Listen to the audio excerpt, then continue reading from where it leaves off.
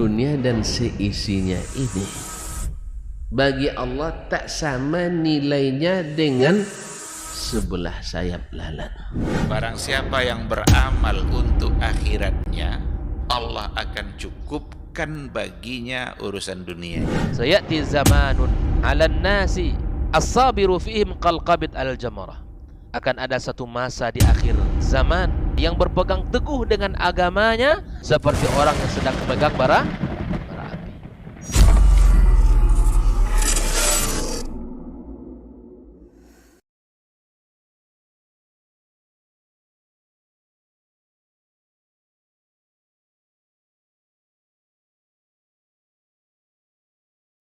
Ibadahnya seorang hamba kepada Allah tidak mengenal waktu dan tempat. Kapanpun, dimanapun, dia harus beribadah kepada Allah Subhanahu wa Ta'ala.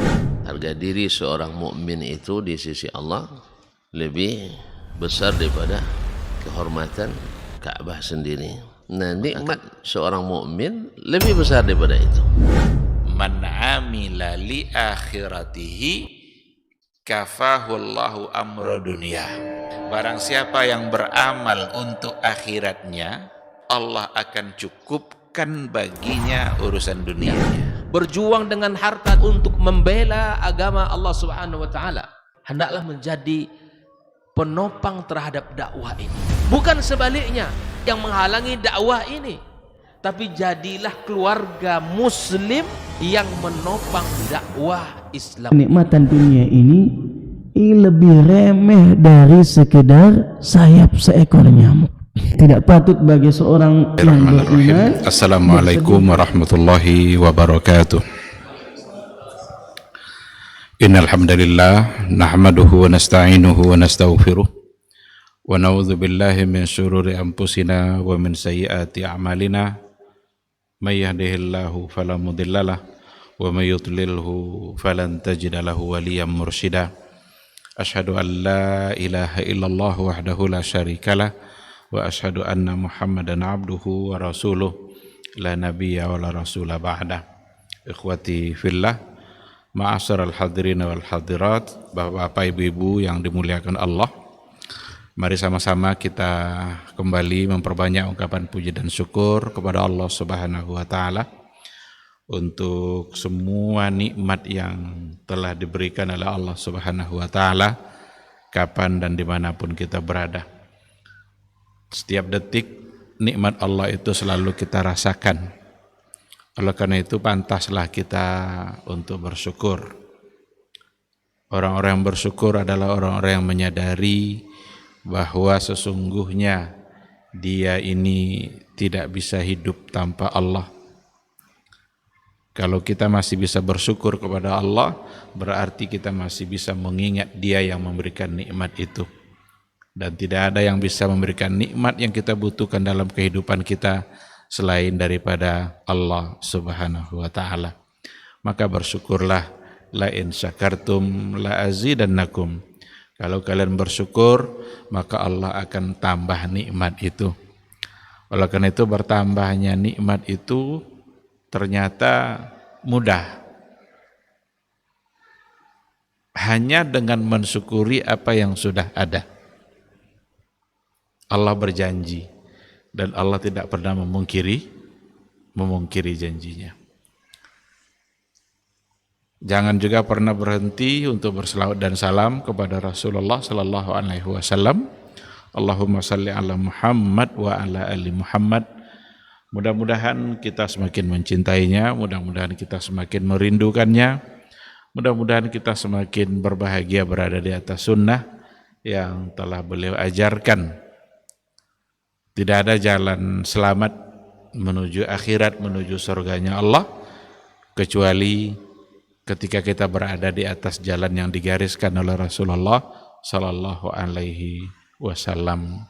Harapan kita semua mudah-mudahan ketaatan, kecintaan yang kita berikan untuk beliau nanti di akhirat kelak mudah-mudahan kita bisa mendapatkan syafaat, pertolongan dari Rasulullah sallallahu alaihi wasallam atas izin Allah Subhanahu wa Ta'ala.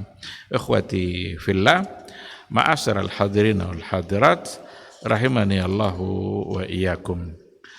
Kembali pada malam hari ini, hari Selasa yang keempat, tema kajian kita adalah berkaitan dengan sirah nabawiyah, membaca penggalan sejarah dari kehidupan yang dijalani oleh Rasulullah Sallallahu Alaihi Wasallam, untuk kemudian kita ambil ibrah, kita ambil hikmah dan pelajarannya.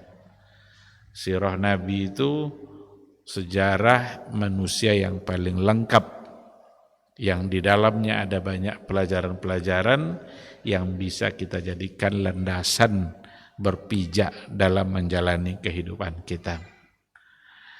Sudah banyak bab-bab yang kita bahas. Malam hari ini kita akan coba masuk pada satu subbahasan, yaitu al-muqata'ah al-ammah. Muqata'ah ammah itu artinya pemutusan hubungan secara umum oleh orang-orang Quraisy jahiliyah dengan Nabi Muhammad dan orang-orang yang mengikuti ajarannya. Orang juga mengartikan dengan embargo. Umpamanya satu negara diembargo oleh Amerika umpamanya. Embargo ekonomi.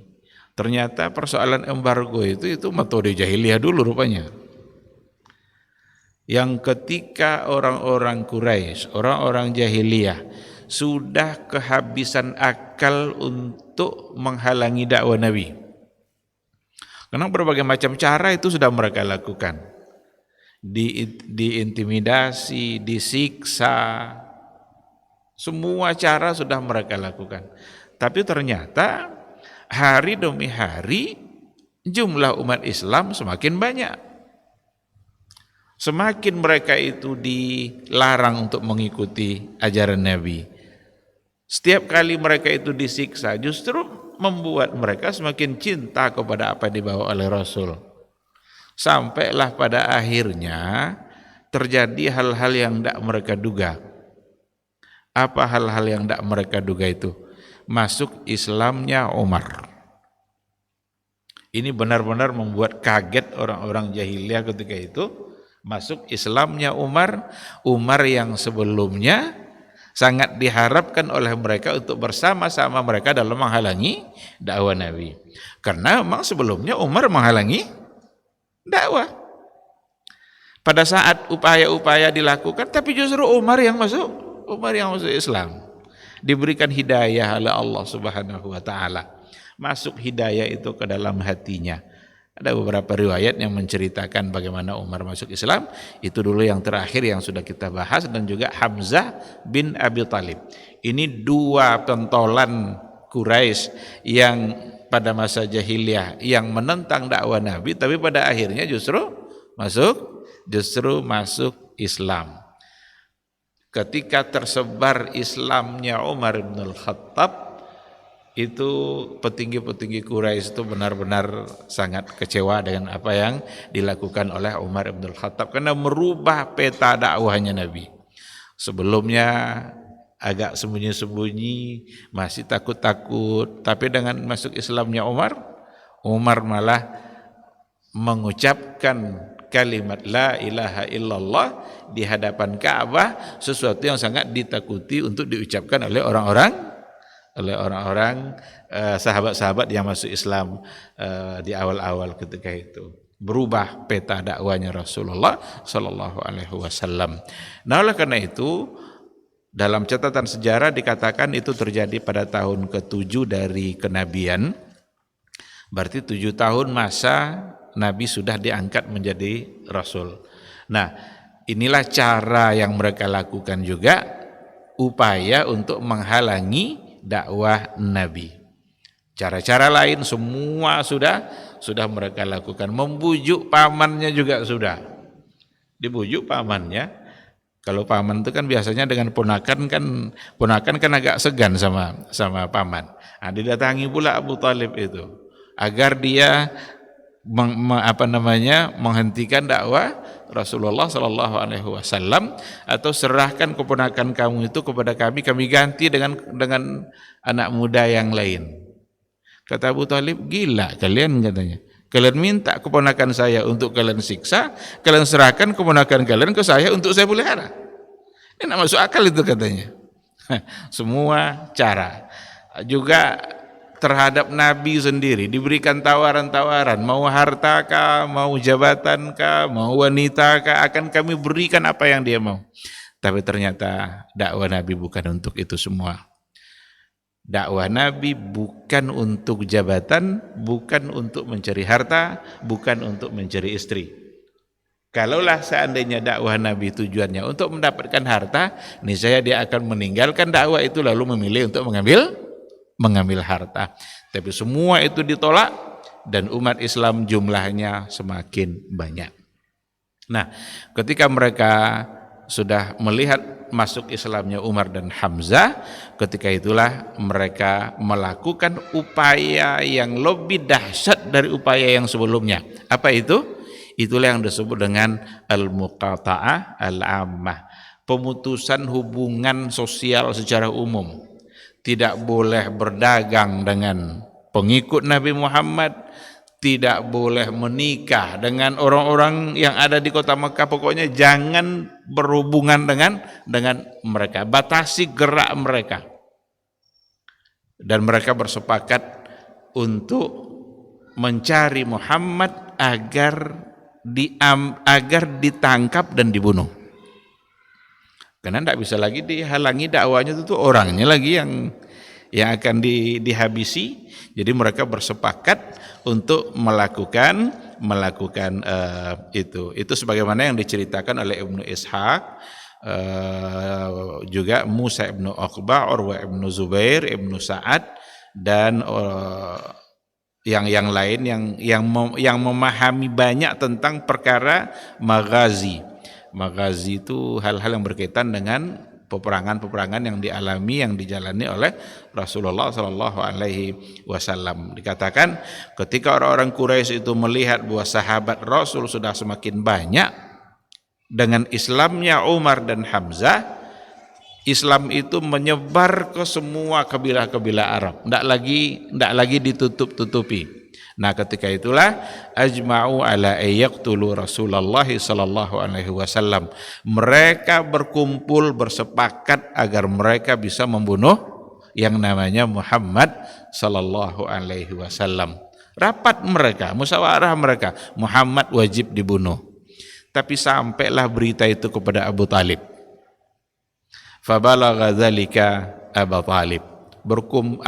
Sampai berita rencana tadi itu kepada Abu Talib, pamannya Rasulullah sallallahu alaihi wasallam. Fajama'a Bani Hashim wa Bani al-Muttalib fa adkhalu Rasulullah sya'bahum. Dikumpulkanlah oleh Abu Talib kabilah Bani Hashim dan Bani al-Muttalib itu sendiri. Kan Rasul berasal dari Bani Hashim, Bani Muttalib. Ada yang banyak yang sudah menerima Islam, ada yang belum.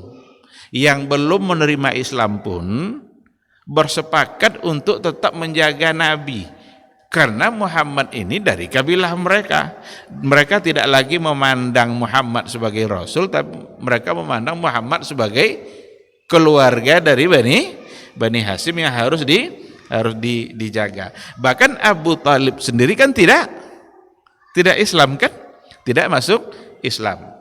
Nah, ketika mereka dikumpulkan oleh Abu Talib, gimana ini, apa yang harus kita lakukan? Orang-orang Quraisy, orang-orang jahiliyah ingin membunuh yang namanya Muhammad. Maka mereka meminta Rasulullah Shallallahu Alaihi Wasallam untuk tidak kemana-mana dulu, diam saja dulu di tempat mereka, karena ada rencana dari orang-orang jahiliyah Quraisy itu untuk membunuh Rasulullah Sallallahu Alaihi Wasallam. Semangat menjaga seseorang yang berasal dari Bani Hashim, bukan semangat menjaga Nabi Muhammad sebagai seorang Rasul. Karena sebagian dari Bani Hashim yang ikut dengan Abu Talib, ternyata mereka juga belum memeluk Islam. Dengan demikian apa yang direncanakan oleh orang-orang jahiliyah Quraisy ketika itu tidak berhasil karena Nabi Muhammad SAW sudah mereka bawa ke satu tempat di mana mereka meminta Nabi untuk tidak dulu berkomunikasi, untuk tidak kemana-mana agar rencana mereka untuk membunuh Nabi Muhammad itu tidak terlaksana. Ketika Quraisy itu melihat upaya Abu Talib melakukan itu, menghalangi mereka untuk membunuhnya, disitulah mereka menulis satu kesepakatan sesama mereka bahwa mereka dilarang untuk berkomunikasi, dilarang untuk berbelanja, tidak boleh saling jual beli, tidak boleh pinjam meminjam, tidak boleh tolong menolong, bahkan tidak boleh saling menikahi dengan orang-orang yang mengikuti Rasulullah Sallallahu Alaihi Wasallam. Ditulislah itu dalam satu bentuk tulisan yang ditempelkan, digantungkan di dinding Ka'bah. Jadi apa yang mereka sepakati tadi, di antara isinya ala alla yu'amiluhum wa la yunakihuhum hatta yaslamu ilaihim Rasulullah.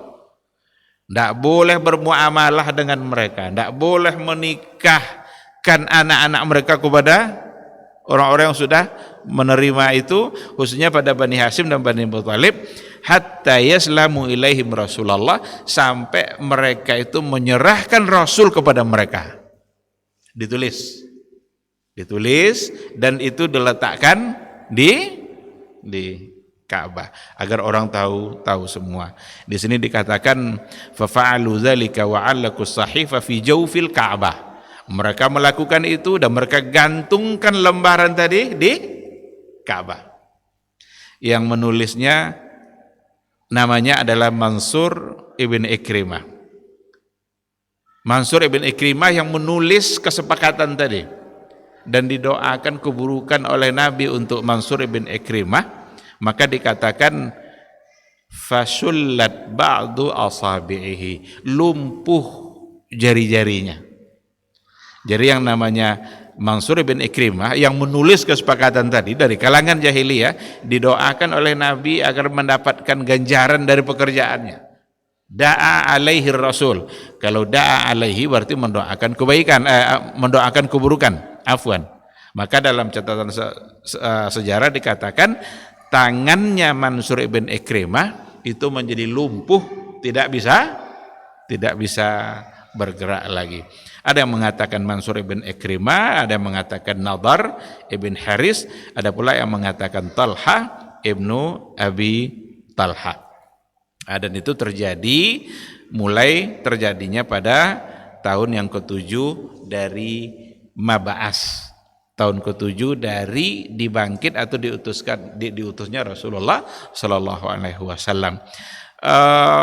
Embargo itu atau pemutusan hubungan sosial seperti tadi itu berlangsung kira-kira 2 atau sampai 3 tahun lamanya. Mereka ke pasar, kalau mau berbelanja tidak ada yang mau menjual. Kalau mau membeli makanan, tidak ada yang mau menjual. Lalu mereka mau makan apa? Kalau berbelanja mau membeli pakaian, mereka tidak ada yang mau menjual kepada orang-orang yang bersama Nabi Muhammad, bahkan bersama Bani Hashim dan Bani Al-Muthalib. Inilah yang dirasakan oleh Rasulullah SAW bersama para sahabat-sahabatnya, kesulitan yang luar biasa dalam menjalani kehidupan karena mereka diembargo oleh orang-orang Quraisy, orang-orang jahiliyah. Bahkan satu ketika dalam riwayat dikatakan ketika datang datang kafilah dagang dari Syam ke kota Mekah, tiba-tiba Abu Lahab berdiri di tengah-tengah pedagang di kota Mekah itu. Apa kata Abu Lahab? Ya ma'syarat tujjar, wahai para pedagang.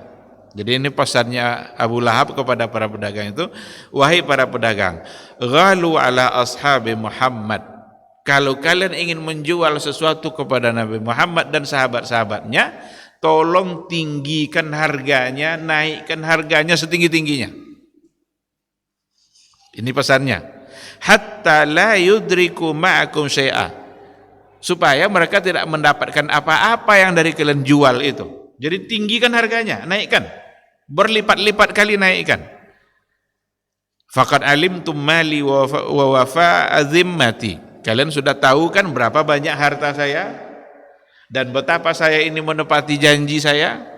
Seandainya nanti barang-barang kalian tidak ada yang membeli, tidak laku karena dinaikkan itu, fa ana dhaminun alla khasara alaikum. Saya yang akan menjamin bahwa tidak akan ada yang rugi di antara kalian satu orang pun.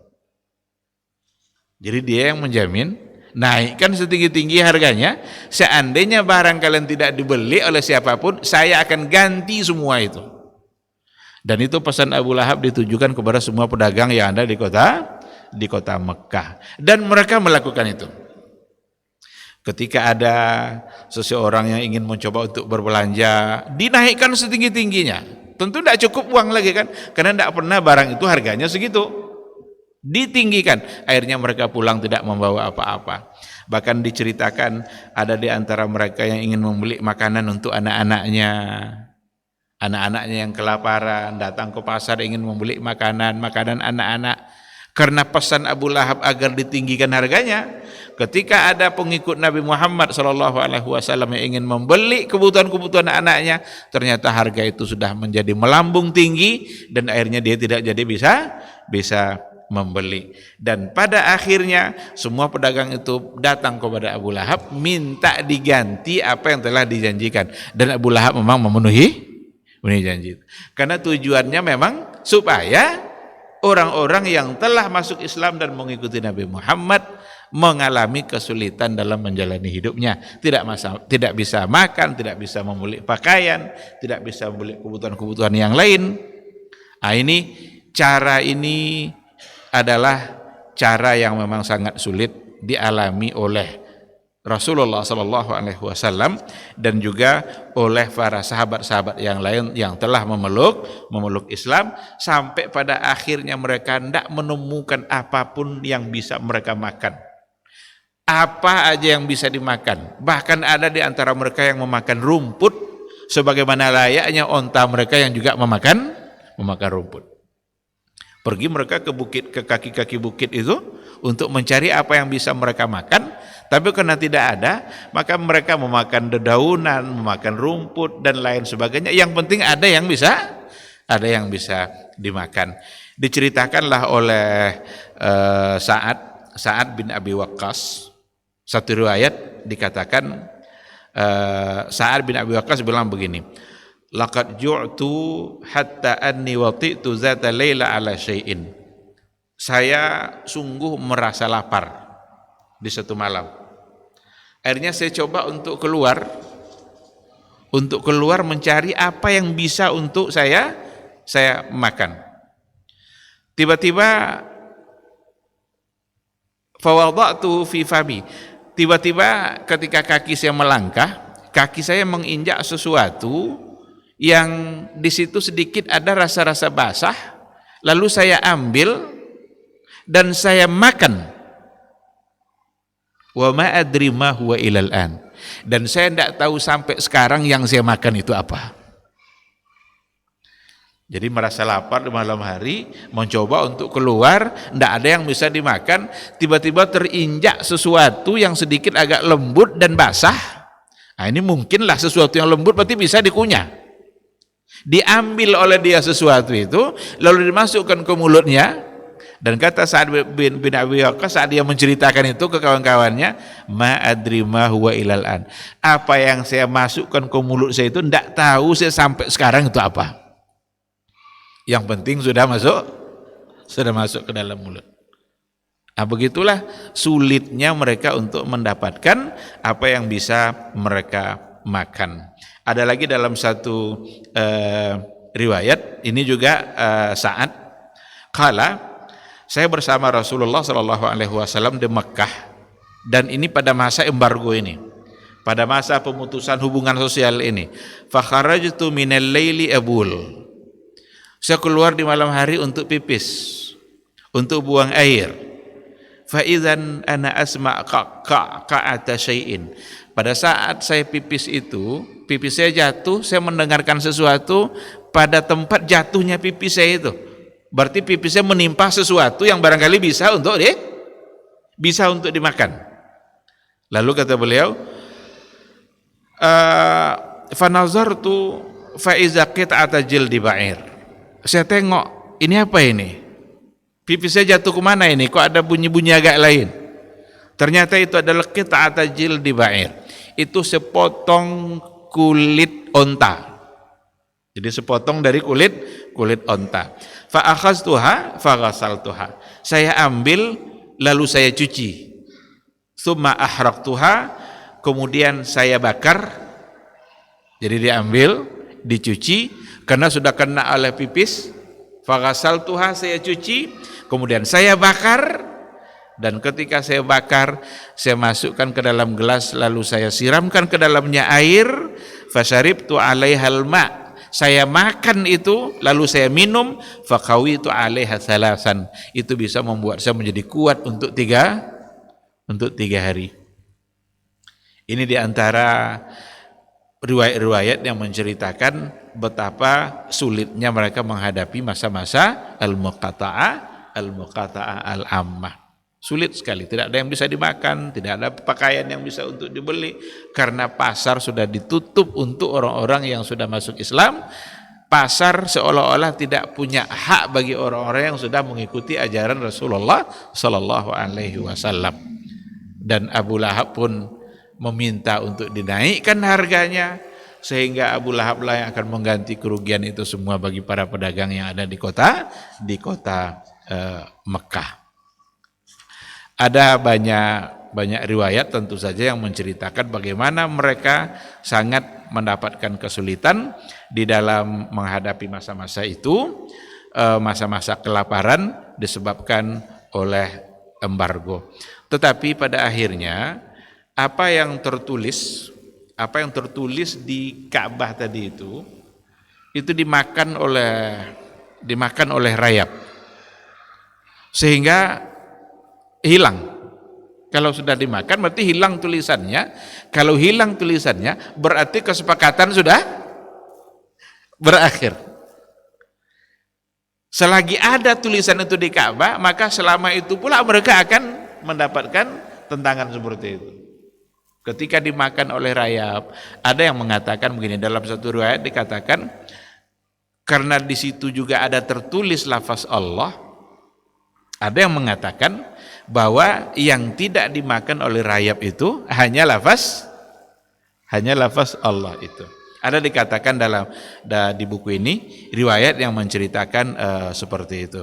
Tetapi memang ada beberapa riwayat yang sepertinya bertentangan, karena ada di antaranya sampai lafaz Allah pun ketika itu tidak ada lagi, karena menurut sebagian ahli Allah pun tidak ingin namanya digandengkan dalam sesuatu yang tidak baik, sampai lafaz itu pun dimakan. Jadi ada dua versi lah gitu yang menyatakan apakah masih tersisa lafaz Allah atau tidak. Tapi yang jelas apa yang tertulis bahwa mereka tidak akan bermuamalah, tidak akan saling menikahkannya, maka itu semua sudah terhapus, dan dengan demikian berakhirlah masa embargo. Diperkirakan lebih kurang 2 atau 3 tahun masa sulit itu. Tetapi Rasulullah Shallallahu Alaihi Wasallam menunjukkan tekadnya dalam dakwah, dalam menyebarkan agama.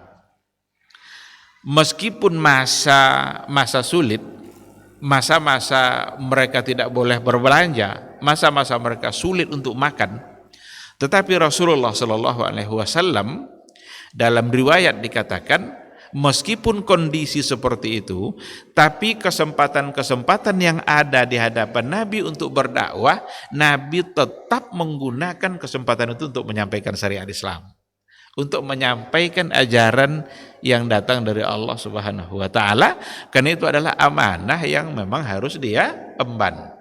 Apa contohnya? Pada musim haji, jadi pada musim haji itu kan berdatangan orang-orang dari luar Mekah. Haji itu kan sudah ada dari masa yang sebelumnya. Karena peristiwa haji sudah ada daripada masa Nabi Ibrahim alaihissalam. Seperti yang kita bahas pada pertemuan yang sebelumnya ketika kita bicara ibadah kurban.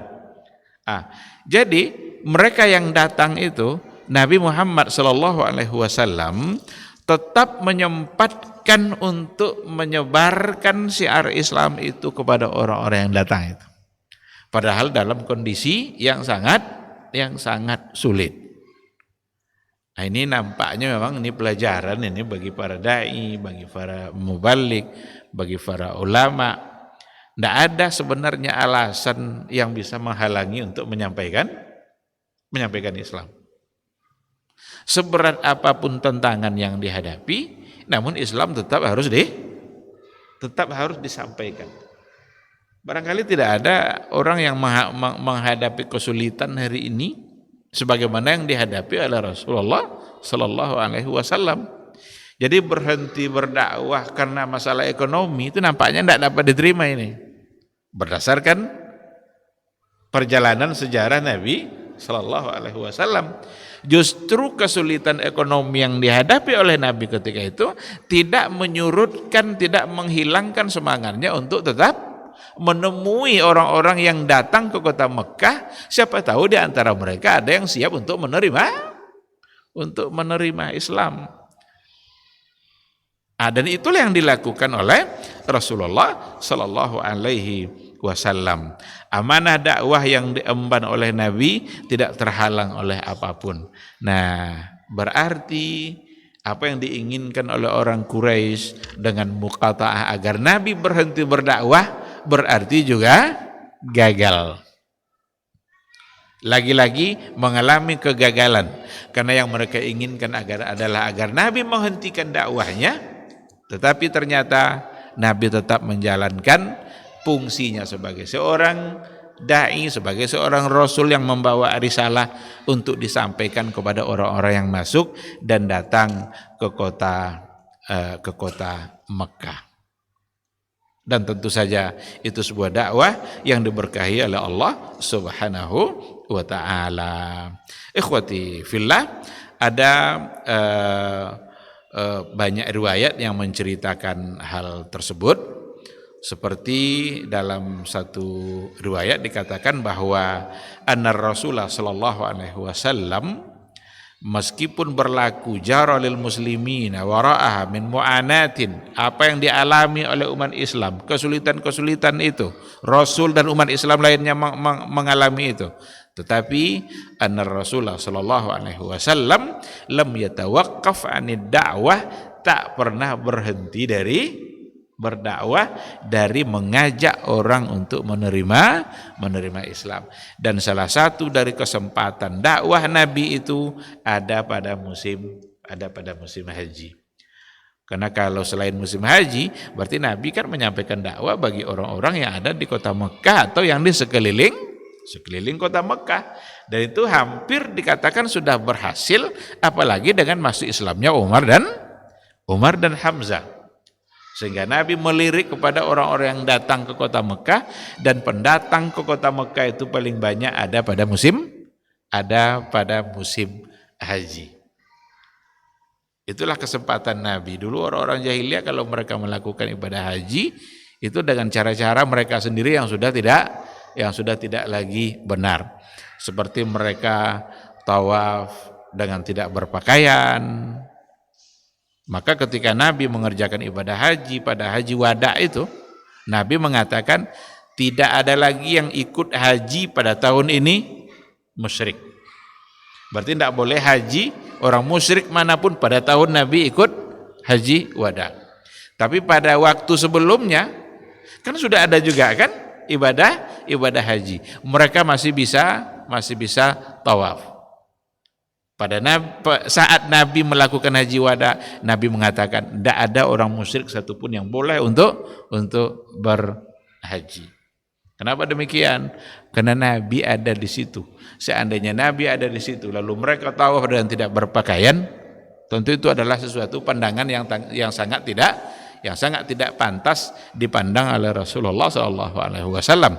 Apalagi ketika itu Mekah sudah ditaklukkan, Fathu Makkah sudah terjadi, dan berarti Nabi sudah menguasai bukan hanya Madinah, tapi juga menguasai kota Mekah. Ikhwati fillah, dari peristiwa muqata'ah ini atau pembatasan secara umum dalam kehidupan sosial ini dapat kita tarik beberapa pelajaran seperti yang dikatakan di sini. Yang pertama adalah la yakhlu zamanun wala makanun min ahlil muru'ah wa 'ala du'ati ayyas'u daiman ilal ihtimam biman yatawassamu fihim hazil khasla lil istifadah. Zaman ini tidak pernah sunyi dari orang-orang yang memiliki muru'ah. Selalu saja ada orang-orang yang memiliki muru'ah. Walaupun terkadang dia tidak ikut kepada ajakan Nabi, tidak menerima Islam, tetapi dia siap untuk membela Nabi sendiri. Yang tadi itu kan yang dikumpulkan oleh Abu Talib dari Banu Hashim dan dari Banu Al-Muttalib sendiri. Itu bukan semuanya yang sudah Islam. Tetapi mereka masih punya muru'ah, mereka masih punya etika yang baik, sopan santun terhadap orang lain. Karena rencana pembunuhan itu semua orang bisa sepakat untuk mengatakan bahwa itu tidak baik. Semua orang mengatakan membunuh itu bukan satu kebaikan. Dan itu yang akan dilakukan oleh orang-orang kafir Quraisy tadi. Nah, meskipun sebahagian dari Bani Hashim dan Bani Al-Muttalib belum mengikuti Islam yang dibawa oleh Nabi, tapi sifat muru'ah, etika yang ada, yang tersisa di hatinya membuat mereka tetap bisa membela Rasulullah sallallahu alaihi wasallam. Berarti ada andil mereka di dalam dakwah Nabi, termasuk Abu Talib sendiri.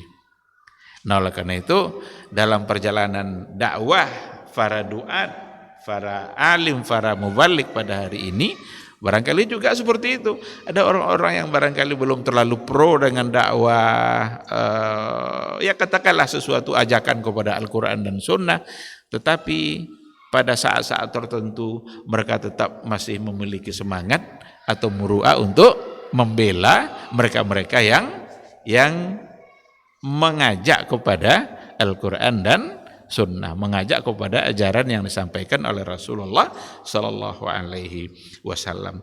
Bahkan ada satu riwayat dikatakan oleh Rasulullah Sallallahu Alaihi Wasallam bahwa Islam ini terkadang juga dapat dibela oleh rajulun fajir.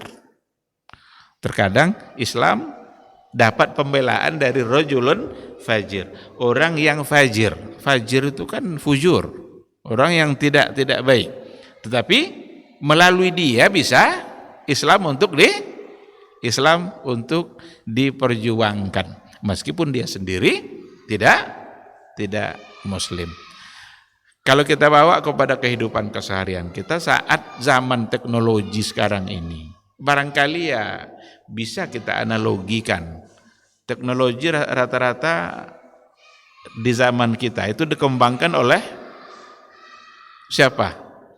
Negara-negara kafir, negara-negara yang tidak Muslim. Tapi mungkinkah kita menggunakan teknologi itu untuk kemajuan Islam? Sangat mungkin. Bahkan perkembangan teknologi memudahkan kita dalam beribadah. Dulu berapa lama orang baru sampai ke kota Mekah untuk naik haji? Berbulan-bulan. Naik kapal laut hitungan bulan. Kalau seandainya ada yang mati di dalam kapal itu dalam perjalanan, itu dibuang ke laut. Nggak boleh ada di kapal, karena dia sudah mati. Dimandikan, dikafani, disolatkan. Setelah itu harus dikubur kan? Lalu dia mau dikubur di mana?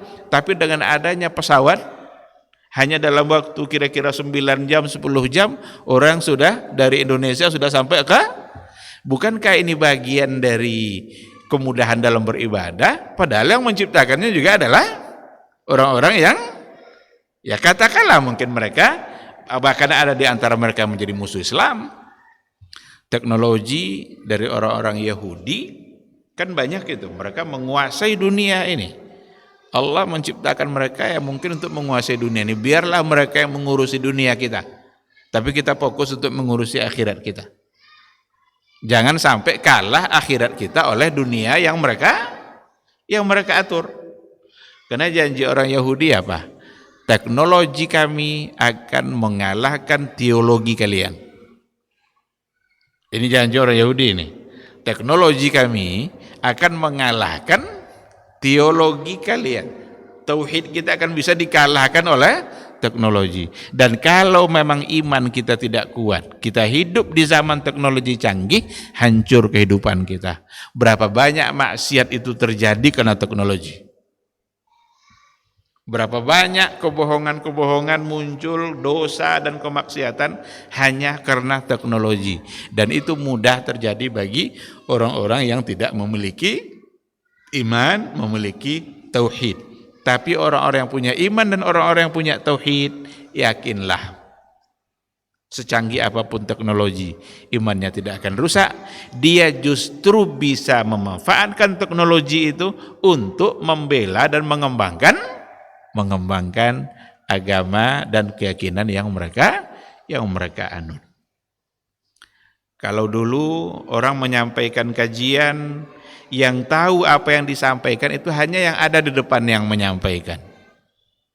Tapi hari ini ribuan orang bisa tahu pada saat yang sama apa yang disampaikan dalam sebuah majelis ilmu hanya karena teknologi, hanya karena kecanggihan teknologi yang dihasilkan oleh pemikiran manusia.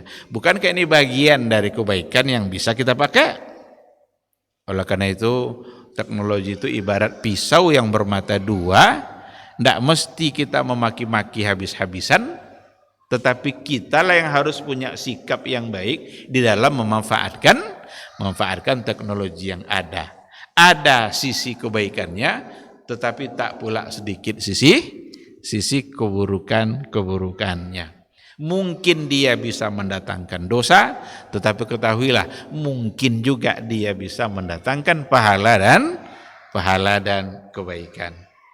HP yang kita miliki umpamanya, seandainya kita gunakan untuk mendapatkan ilmu, untuk belajar, untuk menggali berbagai masalah-masalah yang sebelumnya kita tidak tahu, semua channel para ulama kita bisa tahu, bisa buka.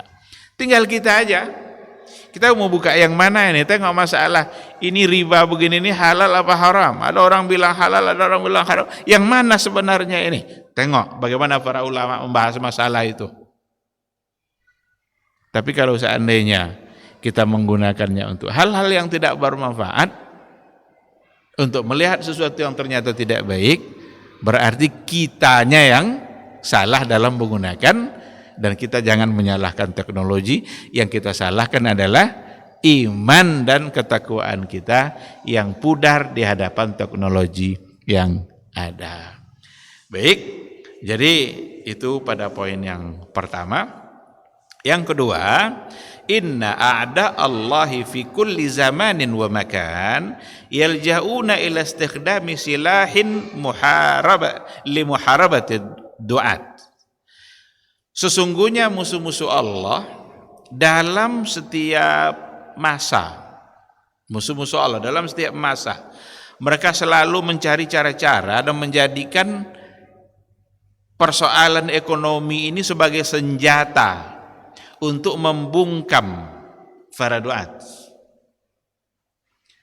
Jadi kalau ada orang hari ini, kalau seandainya dia menyebarkan agama, menyebarkan syariat-syariat Islam, lalu dituduhkan hal-hal yang tidak baik, kemudian rekeningnya dibekukan dan lain sebagainya, ini berarti memanfaatkan sisi ekonomi untuk membungkam kebaikan.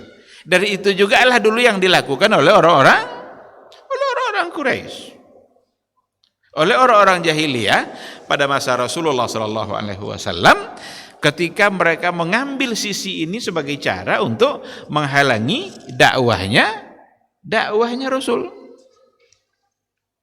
Dari sisi ekonomi, dimatikan ekonominya, dihalangi untuk bermuamalah, tidak boleh berjual beli. Ternyata itu semua adalah merupakan uslub yattafiqu alaihil musyrikuna wal munafiqun. Itu uslub, itu cara yang dulu juga sudah dilakukan oleh orang-orang musyrik dan orang-orang munafik dalam menghadapi dakwahnya Rasulullah sallallahu alaihi wasallam. Dikiranya Nabi akan berhenti dalam persoalan dakwah dikarenakan oleh ekonomi yang lemah. Tapi ternyata Nabi tetap saja menggunakan kesempatan-kesempatan waktunya untuk menyampaikan Islam kepada orang-orang yang datang ke kota Mekah ataupun kepada penduduk Mekah dan kabilah-kabilah yang ada di Mekah itu sendiri. Juga dikatakan bahwa ma asabar rasul inna ma asabar rasulullah sallallahu alaihi wasallam min ibtilaat, apa yang telah dialami musibah oleh Rasulullah sallallahu alaihi wasallam itu azaun likulli mu'min fi ma yusibu fi hadhil hayah. Itu semacam kesedihan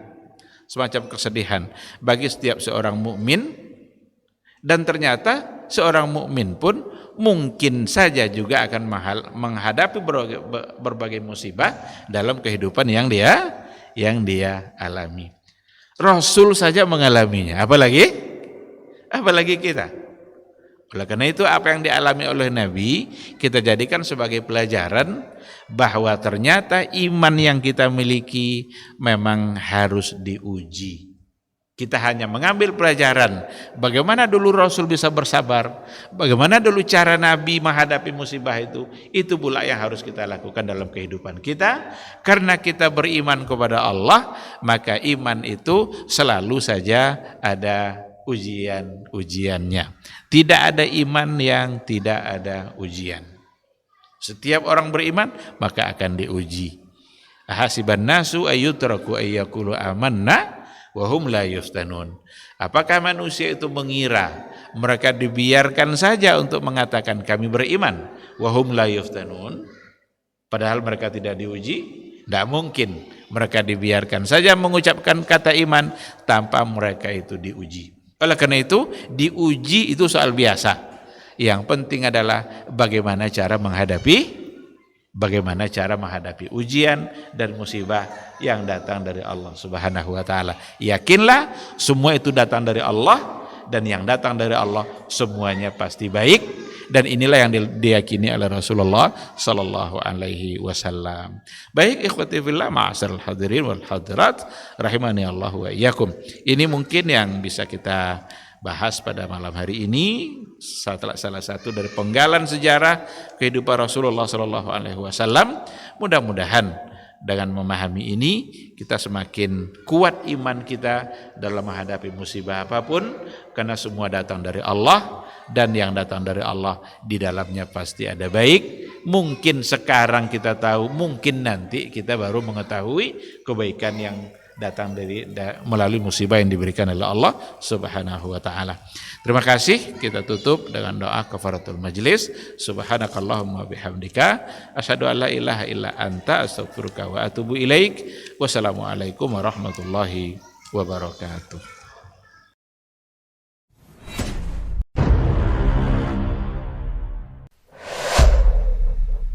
Dunia dan seisinya ini bagi Allah tak sama nilainya dengan sebelah sayap lalat.